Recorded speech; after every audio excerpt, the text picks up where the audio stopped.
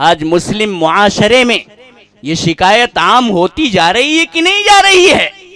پہلے کوئی گاؤں کا ایک بڑا آدمی بھی باہر نکلتا تھا تو اگر چھوٹے کسی غلط کام کے اندر مبتلا ہوتے تھے، تاش کے پتے کھیلتے تھے،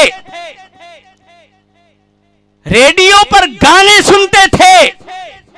یا کم عمری میں سگریٹ بیڑی پیتے تھے،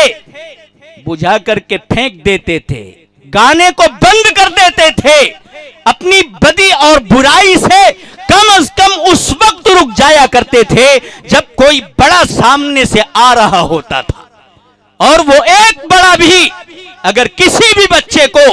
اس کی غلطی کے اوپر تنبیہن اس کی گوشمالی کر دیتا تھا، اسے ایک چانٹا رسید کر دیتا تھا، گاؤں کے اندر کسی کی مجال نہیں تھی کہ اس کی شکایت لے کر کے اس کے پاس جایا جائے۔ لیکن آج میرے دوستو مسلم معاشرے کی صورتحال یہ ہے کہ ہر ایک دوسرے سے بیگانہ ہو کر کے، غیر حساس بن کر کے زندگی گزارنے کا عادی بن چکا ہے۔ جب غفلت کے ان دبیز پردوں کے اندر ہماری زندگیاں جائیں گی، ہمارے نونہالوں کا، ہمارے جگر گوشوں کا، ہماری بچیوں کا، ہمارے نوجوانوں کا کیا حال ہوگا میرے دوستو، ہم اور آپ اچھی طرح سے سمجھ سکتے ہیں۔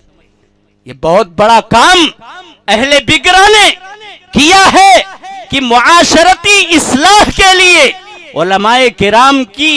کچھ باتیں سننے سنانے کا فیصلہ کیا ہے۔ ہم باتوں کو سنیں اور سن کر کے عمل کی نیت لے کر کے جائیں۔ غفلت کی زندگی میرے محترم بزرگوں اور دوستو اگر ہم نے گزارنی شروع کر دی اور اسی طرح سے مجرمانہ خاموشی اگر ہم نے برتنے کے عادی بن گئے، کیا ہو رہا ہے سماج کے اندر، معاشرے کے اندر؟ ہماری بچیوں میں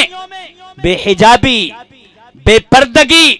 عریانیت، فحاشی، ہمارے نوجوانوں کے اندر بے راہ روی، منشیات کی عادت، شراب نوشی، لہو و لعب کے اندر مسلسل ابتلا،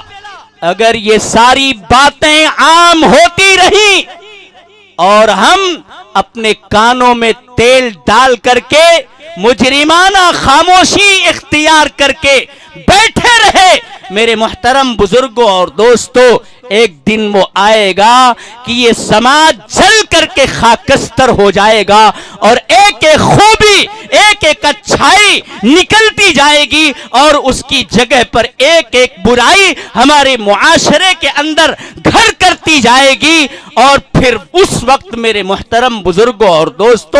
سوائے پچھتاوے کے کوئی چیز کارآمد نہیں ہو۔